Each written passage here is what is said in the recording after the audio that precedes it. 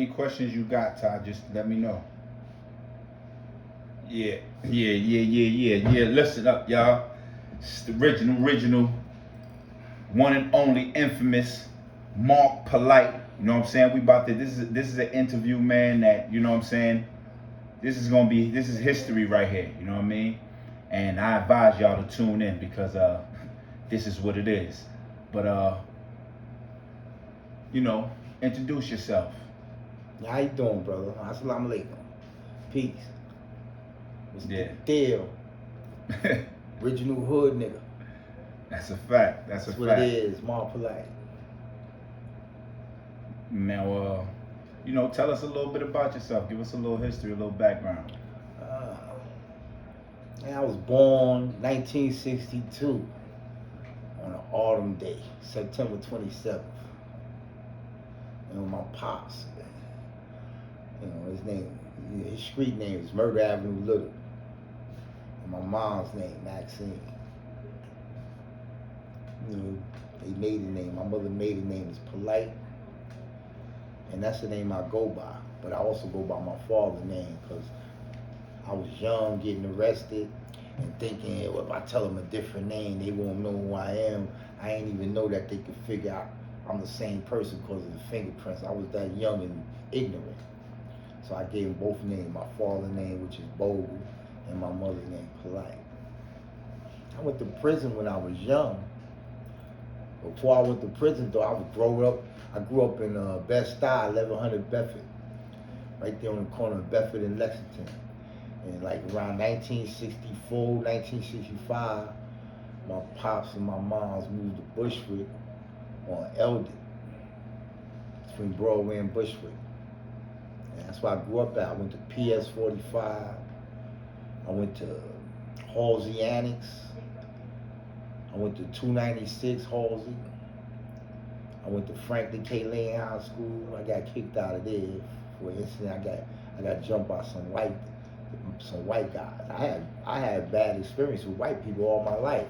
Not to interrupt you, but let me ask you a question real quick. Yeah. What was Bushwick like back then compared to what it's like now? What was it like for you growing up in Bushwick? I remember when I first moved around Bushwick, I was young. I was like 4, 5. But I remember, I got a good memory. And there used to be a lot of nuns. I'm talking about nuns, they wore the black outfits with the white collars and the black headdress with the white thing around there. Used to be a lot of nuns and Jews, a lot of Jews too, you know what I mean? And it was blacks, but it was more whites. We had a lot of fruit trees, like apple trees, pear trees, peach trees. People had grapevines in their backyard. We had live chickens. We had our own chickens. We hatched our own eggs. Yeah, actual facts, you know what I mean? Yeah, Bushwick was beautiful, man. It was nice and clean. Wasn't no violence. When did that start to change? Well, let me see. When I was growing up, we used to have block parties. Like Bushwick was like, it was I guess it was a middle class neighborhood because it was everybody around there looked good. And we used to have the best block parties. And we used to go to other people's block parties, like in Bedford-Stuy. It was nothing like our block parties. Like we used to have cookouts. Everybody was cooking out, cooking hamburgers, hot dogs. People just come to the block party, they can eat. That's what the block party was about. Bonding, creating friendships, you know what I'm saying? And everybody knew everybody. Like, people knew everybody by first and last name basis. Like I remember when we went to school, you had to stand up in front of the class and you had to state your name. My name is Mark Polite. Hi to everybody. Everybody say hi, Mark, and you go sit down. That's how you had to start the class. So everybody in the neighborhood knew each other. We had block parties. We played together, coca-leavia, tag, handball, stickball, baseball, football, whatever. We skated together. Like, that's how you create friends. And when you have friends growing up, you create friendships. And those bonds is hard to break once you like a teenager and an adult. You know what I'm saying? You could consider it like a college fraternity, but it was a neighborhood fraternity. You know what I'm saying? People was loyal and dedicated to helping each other. Like, a friend couldn't be hungry. A friend couldn't sleep on the street. You know what I'm saying? Your mother was a mother figure to all her kids' friends. Right. You understand? Takes a village. Yes, that's a fact. And the kids have respect. They say, yes, man, no, sir. Even if pops. Yeah, the respect level right. is a lot different. Even back the in the men day, that was around, like everybody's father wasn't around, but the men who were around, they took the place of people's father, because when they took their kids to the park or to the movie, just to make sure their kid had a bond with the other kids on the block and didn't have the other kids being envious of his kid, he would take all the kids out with his kid. You know what I'm saying? And that's how the fathers was back then. They was smart, so they made sure the kids had a bond. The kids played tag together, coca-cola, hide and seek. The girls was involved. You know, they did things like one Mississippi, two Mississippi, or that. And we had games like May I? What was that game called? Mother May I? Yeah, where you had to say may I, and then she said yes, you may. Right. So everybody was engaged. Like, but once that stopped, them block parties and that fun on the street, and butter and shit. It stopped being friends. And once it stopped being friends, people stopped being friendly. And today you could walk down the street and you could say hi to somebody, good morning, good afternoon. They'll keep walking like they ain't here, like you they enemy. Especially the black woman. And I love the black woman, but they really appear to hate the black man, and I hate to say it. Let's not get off. No, but I'm just saying in general, you know, that's how I grew up. So it's the difference. You said what's the difference then? No, you said what's the difference? Right. What's the difference then to now? Right. So and that's one of the differences. Is the kids is different because they don't have no bond. Right. So they grow up without being friends. You got kids live like say let me say they blocks like Halsey, Eldick, Colvin, Schaefer. That's like just 4 blocks. And you got the dudes on Halsey Street don't even know the dudes on Elder Street, and they just down the block. They don't even know each other. Right. Vice versa. Elder don't even know guys on Colvin Street. Yeah. Right. This is not a mistake. If it used to not be like that, and when it wasn't like that, everybody used to play together, gather together, bonding, making friends, being friends, and growing up. That's friendship, right? Once that was lost, all of a sudden kids killing each other. Or all of a sudden the kids calling their girls bitches and hoes. All of a sudden the girls is acting like they may be bitches and hoes. They may not be, but if you dressing like a hoe, somebody had an impression you're a hoe. And I know this, because that's how the hoes dress on the hoe show. In thongs, in high boot heels, mini skirts, hold the tops. Right. They walking naked, basically, now and see-through stuff. Look, let me ask you. So that's what changed. How much time you did in prison? Oh, exactly. Man.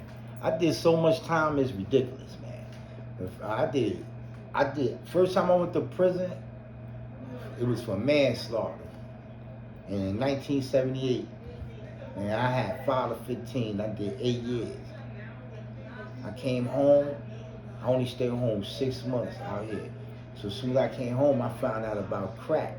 It wasn't many people selling crack then. You know, it was probably one crack spot every 20, 30 blocks.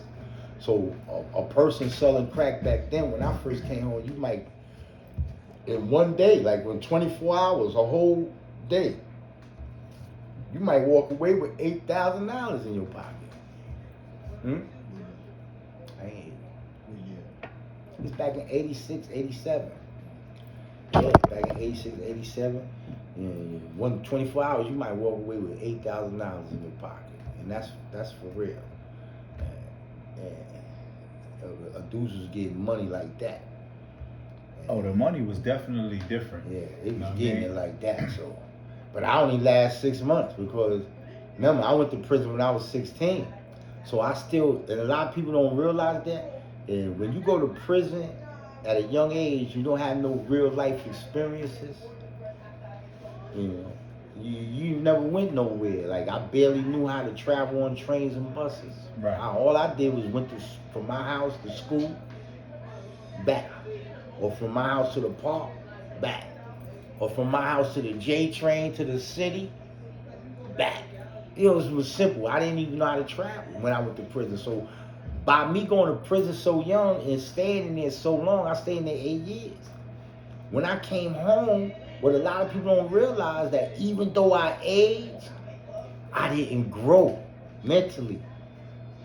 I didn't grow in a mature way because I didn't learn nothing different. I was stuck right where I was at 16. And then when I went to prison, the only thing I learned there was worse criminal activity. I was around murderers, pimps, drug dealers, burglars, rapists, child molesters. I was around a whole pot of criminals, and it wasn't a system in place to change none of us. You know what I'm saying? So they just put us all in one room and put a TV there, and we could just talk and do whatever we do amongst each other, and they supposed to be watching us, but they did talking to each other, not paying us no mind, because it didn't matter unless it was something violent happening. Right. But something violent always would happen because it was nothing for them to do but talk about they shit they did in the street or the negative things they was doing in prison. And them youth, them adolescents, and believe it or not, was doing a lot of negative things in prison. You know what I'm saying? But that's another story. So in total, how I much did time 8 did you years. I came home. I stayed home only 6 months selling crack. I went right back to jail. I had 4.5 to 9, and I did another 7.5 years. So that's a total of 15 years I did so far. And I came home in 9/4.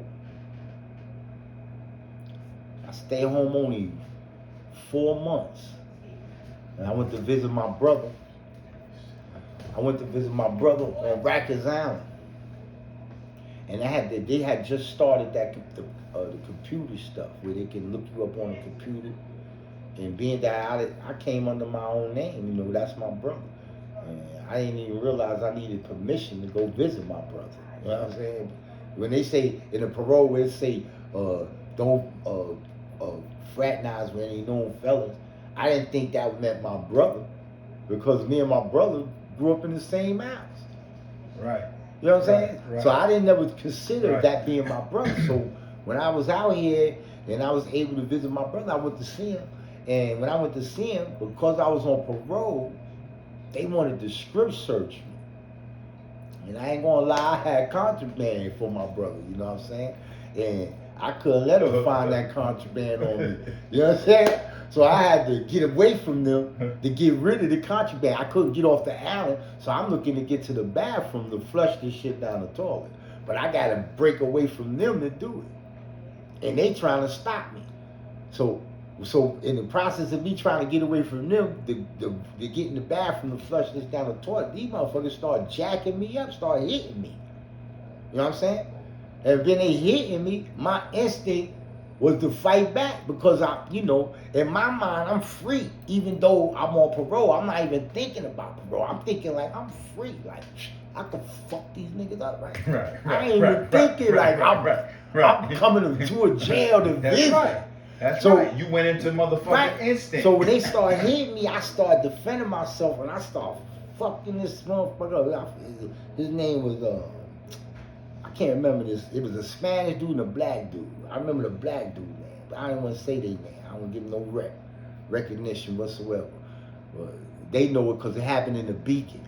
And anyway, they jacked me up, but I got that shit down that toilet. They didn't get that. But I ended up catching the case anyway because I fought them back.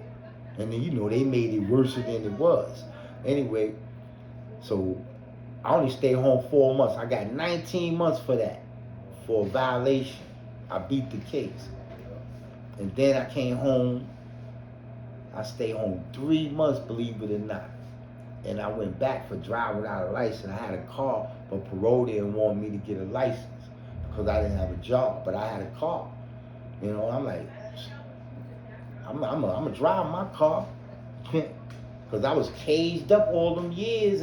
You know, my enjoyment was driving. You know, so and they denied me to get a license just because I didn't have a job.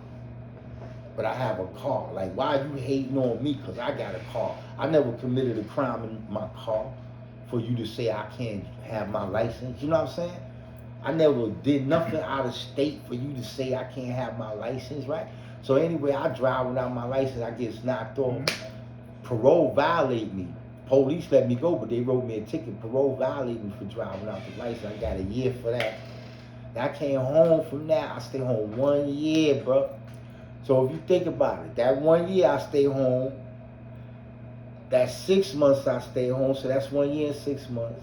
That 3 months I stayed home, and that 4 months I stayed. That's the total amount of time I was free from the age of 16 to right now. In total, how much time? That's over 40 years, brother. You know what I'm saying? And people say, well, nah, we gotta let these people know that, you know what I'm saying, you know, that you know, like the legend that you are today. You know what I mean? They know you everywhere. Throughout New York, period. You know what I mean? The little bit of time that you were out, you know what I mean? You know. Yeah, that time in my life when I was from, like, I say by the time I went to school, from the age of 6 till I was 16, I had a group of brothers I grew up with, and most of them still alive today and can verify everything I tell you. It was a crew of us. It was me, my boy. I don't want to say their names because I don't want to, like, be liable for nothing. I can say their names? Yeah, you can say. All right, it was me, my boy Albert, his brother Andy, my boy Hoodoo,